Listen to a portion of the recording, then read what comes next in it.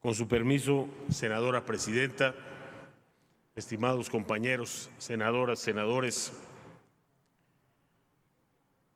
quizá la mejor representación que podemos tener del tamaño del plástico, del tamaño del problema del plástico, es esta descripción que nos hacen de las islas de plástico, que no son islas, sino que en realidad son el lugar donde se concentra por efecto de las corrientes marinas, la rotación de la tierra, la mayor cantidad de plástico en los mares en un solo lugar.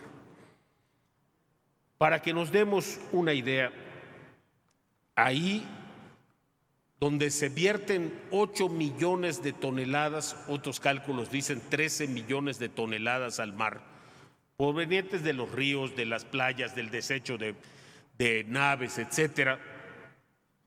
Ahí, en estas 5 descomunales manchas o basureros de plástico en pleno océano, en plenos océanos, ahí, estimados amigos, está el tamaño de nuestro reto, de nuestro problema. Porque para que ustedes lo puedan dimensionar, la más grande de estas islas, la del Pacífico Norte, mide 3 veces el tamaño de Canadá y tiene más unidades de plástico que estrellas la Vía Láctea, de ese tamaño.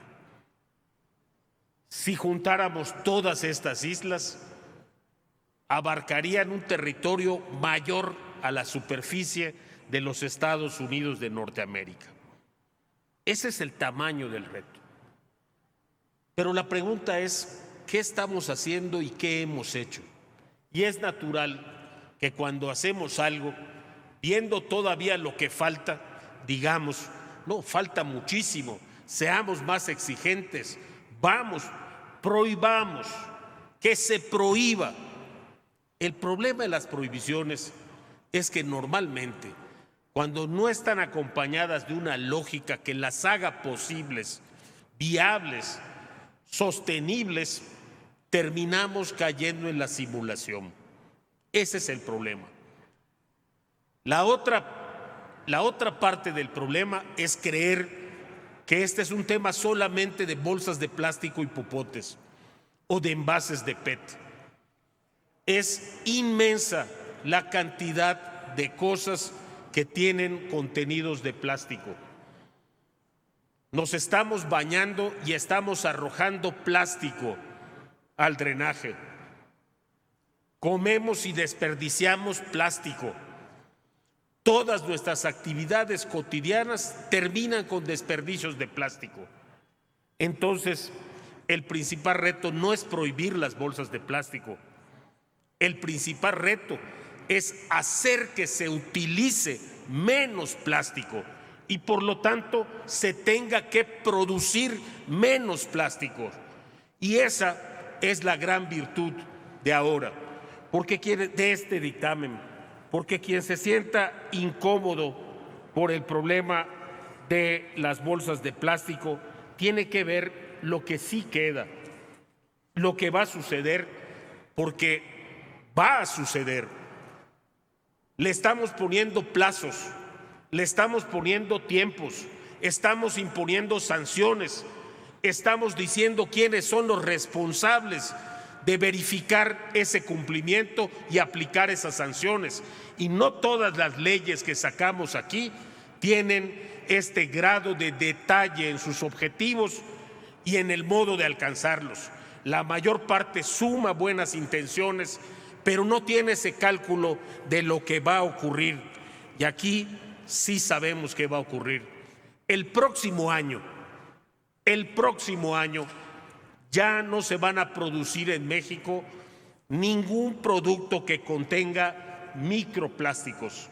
Lo lamento por todos los que creen que sus exfoliantes son naturales. Dejarán de producirse esos exfoliantes que tienen minúsculas partículas para que te raspe y puedas limpiar mejor la piel. Muchísimos cosméticos que contienen microplásticos ya no se podrán producir.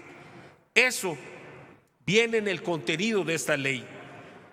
El 70% del tereftalato de polietileno, en otras palabras, quise verme elegante y leí mal, el PET, el 70% del PET se va a copiar en el 2025. ¿Qué quiere decir acopiar? Que no debe estar tirado en las calles, en los parques, en las carreteras, en las playas, sino que debe haber centros de acopio suficientes para recoger el 70% del 100% que se produce. En 2025 se va a recoger el 30% de todos los plásticos, el 80% en 2030 de todo el PET, y para el año 2030 el 45% de todo el plástico que se produzca se estará reciclando. ¿Qué quiere decir esto? Que se producirá menos plástico virgen. Prácticamente en 9 años estamos reduciendo a la mitad la producción de plástico virgen. Ese es el verdadero centro de la batalla, no algún producto en específico. Tiene que dejar de producirse plástico, y para eso era indispensable la ley de economía circular. Son metas progresivas con material de reciclado plástico. En 2030, el 30% de cada envase tendrá que ser reciclado. Por eso, estimados amigos, apoyamos esta ley. Por eso, y porque creemos que es una apuesta sensata, útil, y sí, quizá todavía nos faltan muchísimas cosas. La primera de ellas, cambiar de mentalidad.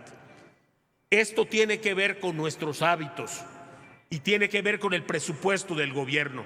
Tiene que ver con la decisión de los gobiernos municipales para destinar días específicos para la recoja del material reciclable.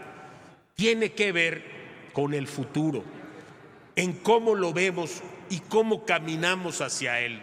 Sí, es verdad, hoy podríamos tener muchas cosas que prohibir y tendríamos posiblemente que conciliar a la industria.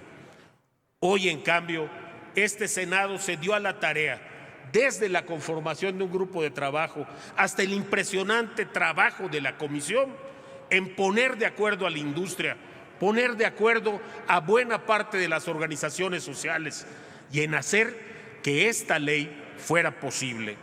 Por eso, amigas, por eso, estimados senadores, hay que apoyarla.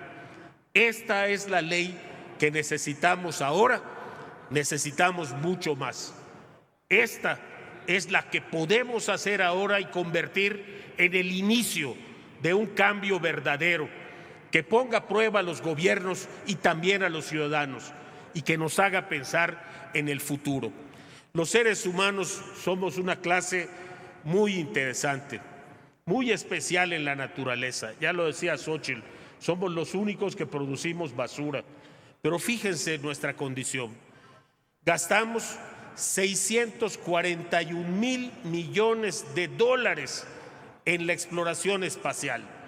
Estamos buscando los lugares a donde tendremos que ir cuando nuestro planeta se acabe, en lugar de gastar lo que se debe y sacrificar lo que se debe por hacer de este el planeta que necesitamos. Muchas gracias.